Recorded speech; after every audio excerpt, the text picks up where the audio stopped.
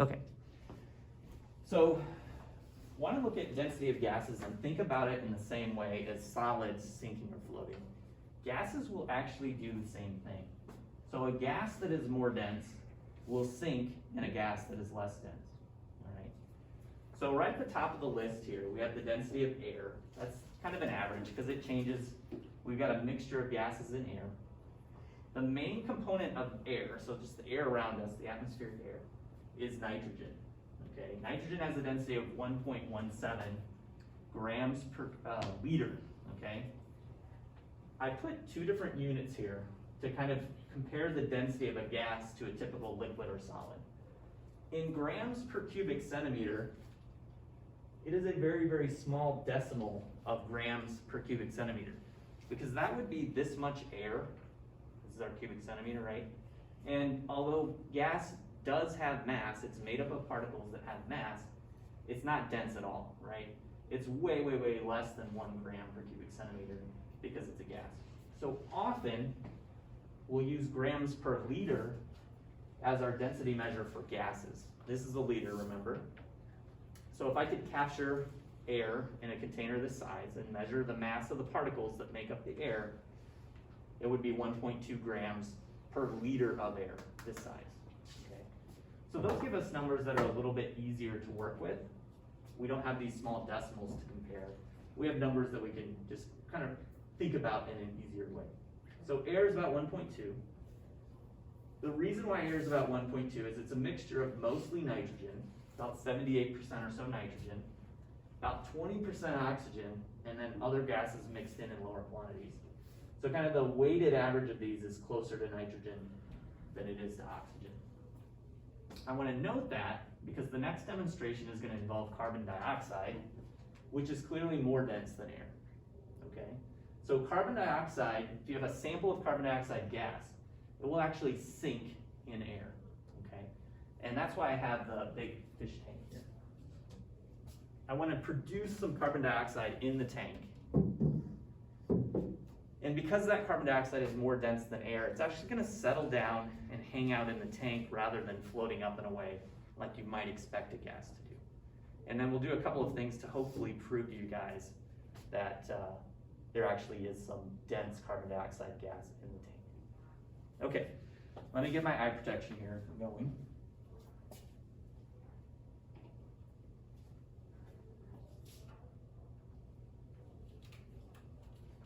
So again, using the shield so I can talk, not get fogged up, and still not breathe out on you too much, all right? So the chemical reaction that we're gonna use to make the carbon dioxide is one that you may have seen because the materials are easy to acquire, right? You can get these at the grocery store. Baking soda and vinegar, if you've ever mixed them together, they make that little bubble, fun reaction. And we're using this particular reaction because carbon dioxide, CO2, is the gas that gets produced. So I don't want to get too much into the equation, but this is sodium bicarbonate, that's your baking soda. This is acetic acid, that's your vinegar. When they mix, they make something that stays dissolved. Aqueous means dissolved. They make some water, and they make this CO2 gas, okay? So one of the cool things you can do with a balanced chemical equation is you can make predictions about how much product you make based on the reactants that you put in. So in setting up this demonstration, I took some measurements on the tank, and I wanted to make the depth of carbon dioxide about the depth of our liter cube, so 10 centimeters or so in the tank.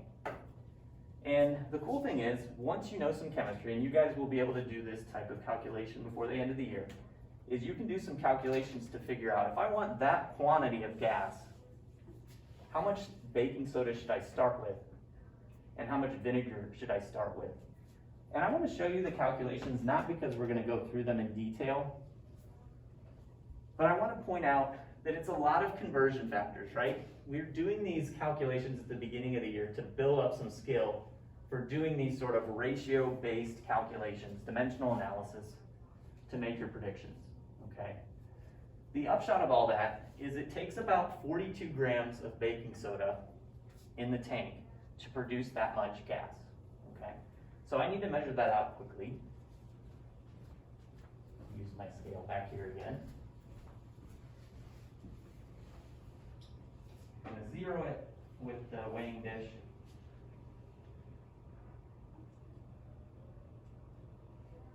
And measure out 42 grams. That's about 20, 31, 39, 43. So I went a little bit over, but this isn't the sort of reaction that has to be super accurate. So again, I know, because I know some chemistry, that this much this much sodium bicarbonate, if it reacts, will produce my layer of carbon dioxide that I want. So I'm going to again sprinkle that in the bottom here.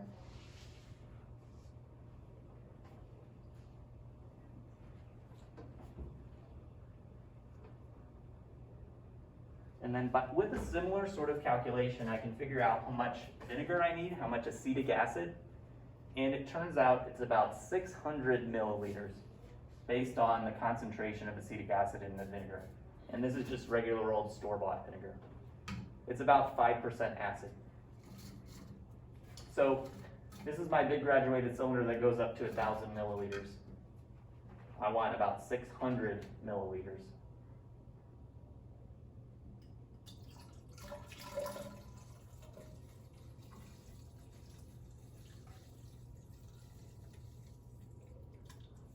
That's 500, 600. Now I could go ahead and pour that in. This is set up right now so that there's the correct ratio of these reactants to completely react each. What I really want to make sure reacts completely is the sodium bicarbonate, the baking soda. And so I'm actually going to shoot a little bit past the 600 milliliters. I'm going to go up to about 700 milliliters. And the reason I'm doing that is it will only completely react if these substances mix together really well. And if I don't have enough liquid, sometimes that doesn't happen. So this brings up a concept that we'll look at this year. I would call the acetic acid an excess reactant. I've got more of it than I need to react. And the limiting reactant would be what we would call the sodium bicarbonate here. Even though I've got extra acetic acid, I can't react more than the baking soda that I started with. So we've got a limiting reactant and an excess reactant. And sometimes you do that just to make sure that the reaction goes to completion. All right. So I'm going to go ahead and pour this in. We're going to see bubbles. You'll probably hear the bubbles forming more than you see them. And my claim is, because those bubbles are CO2, that they're going to stay in the tank because they're more dense than air.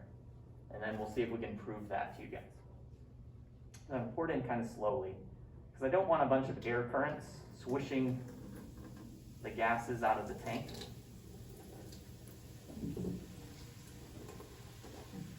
And if at any time you need to move a little bit to see better, that's fine. So it's a very foamy, bubbly mixture. And I'll let it kind of die down. And again, my hope is I've got a layer of carbon dioxide in there that's about, maybe about half full or so, maybe a little less than half full. And I can still see some solid that didn't react, but that's okay because it doesn't need to be exact. So I want to prove to you guys that there is actually a layer of carbon dioxide gas in there. You can't see it really, but we want to do some things to show you that it's there. All right, so we're going to use a bubble to do that. So I want you to watch what happens. I've got some bubble solution here, and I don't have a bubble wand, but I can make a bubble with this bottle top. Look at what happens when I blow a bubble just out here in the air.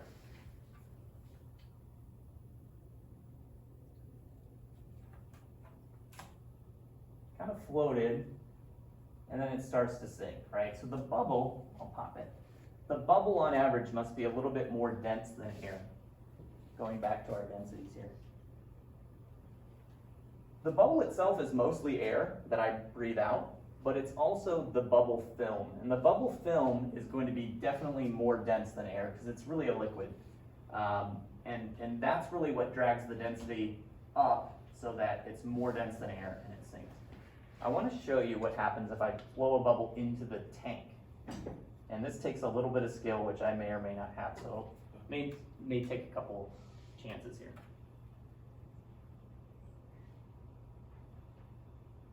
That was a big one.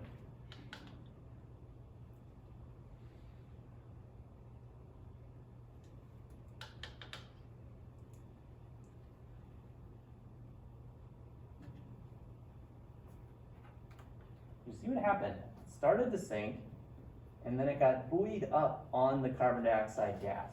So again, I wanted to make that carbon dioxide layer about this high, and you can see that the bubble actually is floating on that layer. Now we may see over time, it'll pop. One thing that happens is the carbon dioxide in here can actually diffuse into the bubble. It can make the bubble expand a little bit and pop. It can also make the bubble a little more dense so that it kind of starts to sink into the carbon dioxide. So let's see that one more time. And it depends kind of on how big the bubble ends up being in terms of how dense it is. Oh, overshot it that time.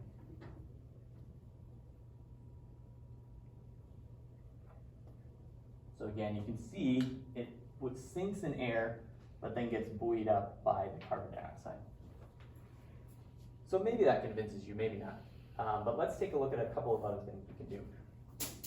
So another thing that can be done with carbon dioxide is carbon dioxide will extinguish a flame. We need oxygen and a fuel to have a flame. Carbon dioxide, because it's dense, can actually kind of settle in here and push out the oxygen because it's more dense and it sinks. And it can extinguish a flame.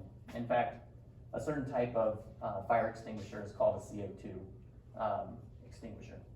So I want to show you how that works, just with this lighter. So what I'm going to do is I'm going to light it.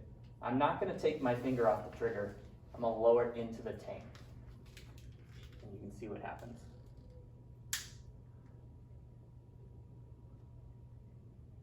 It goes out as soon as it hits that layer of CO2.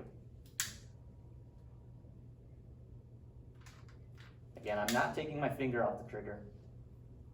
It just loses that oxygen that it needs to burn. Another thing I can do in a similar way, and this one, I feel stupid doing this demonstration every time, but it will work. I'm going to make the claim that I can take and scoop out some of the carbon dioxide and use it to extinguish a flame. So the flame is going to be here. Just got a candle in the jar. Get it set up. There we go. And I'm going to go ahead and light it. There we go. And again, we normally don't think of gases as behaving as in such a way that they sink and they can be scooped up like a liquid could. But liquids and gases are both fluids. They behave in similar ways. It's just harder to see and visualize the gases, but maybe this will help. So I'm going to be really, really patient when I scoop this up, because it is a gas. It could still kind of like, if there's a flow of air, it could whoosh on out of the tank or the beaker. So you got to go slow.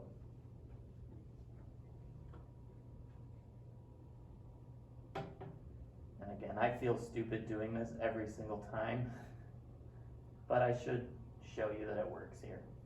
Trying to scoop up some of that dense carbon dioxide gas into the beaker. And I gotta move slowly. I'm gonna pour it out, and it'll pour out because it's more dense than air, onto the candle.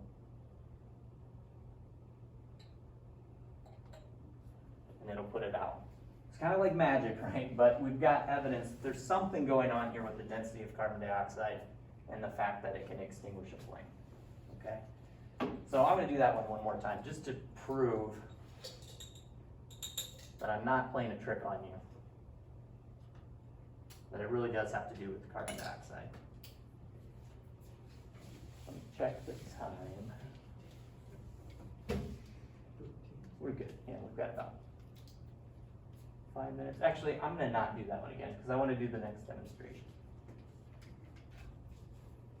All right, so the next demonstration I want to do, I want to use a gas that is less dense than air. So So back in our table, the only one that's less dense than air that I have listed here anyways is methane. So methane is natural gas. It's a heating fuel, right? It's flammable, so we need to be careful with this one.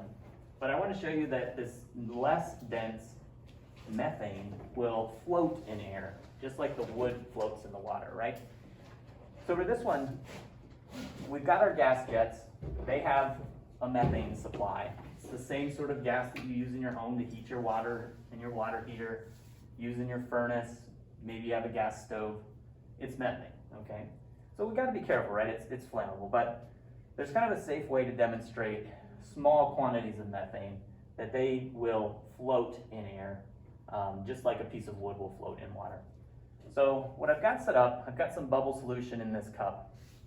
I've got through the tube, I'll feed some methane up through that solution. And we'll make some bubbles that are filled with methane. And again, the density connection is that methane is less dense than air. And the trick is to get the flow just right so that the bubbles are the right size to make them fairly buoyant. They're trying to rise right now because they're less dense than air. And you can actually build a pretty tall column of methane. I want to be careful, I don't want a ton of methane out here in the room. But you can also see that if I quickly kind of chop off a piece, that it floats, right? It's floating because the density is less than air. It's probably going to come back down because it pops some of the bubbles. And then it becomes a little more dense than air. Try to catch it.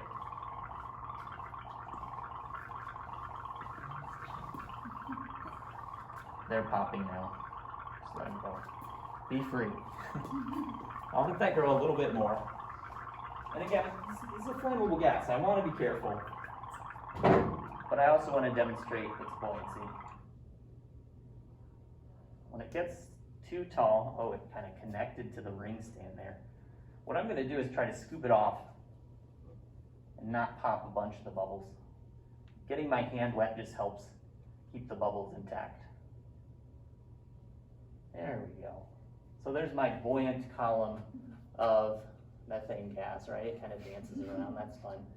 The other thing to consider is, I don't want a bunch of methane gas just hanging out in the room, right? It's flammable. So we're gonna light it, okay? So when you light methane, the products are carbon dioxide, which we have already talked about, and also water vapor, all right?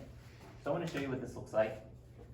This is one of those don't try at home moments, okay? I've done this a lot of times. I've done it in a safe way, and I'm protecting myself with the eye protection, of course. So let's see what this looks like.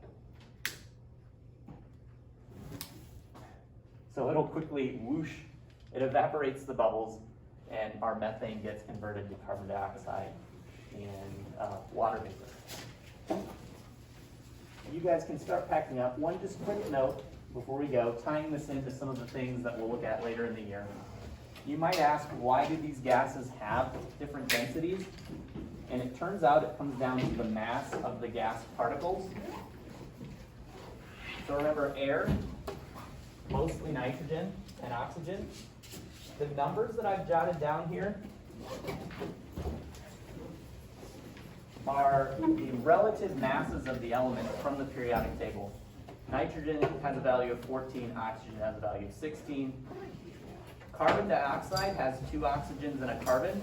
If you add up all those relative masses, a carbon dioxide particle is more massive than nitrogen and oxygen, and that's why the carbon dioxide sinks. Methane's formula is CH4. Hydrogen is the lightest element, the first one in the periodic table. If you add up all those relative masses, it's 16. And again, the methane floats. Less dense than your nitrogen-oxygen mixture that makes up most of air. So just trying to tie it into some of the other things that we'll study this year. And I think we'll leave it at that. That was interesting here. I'll get your deck.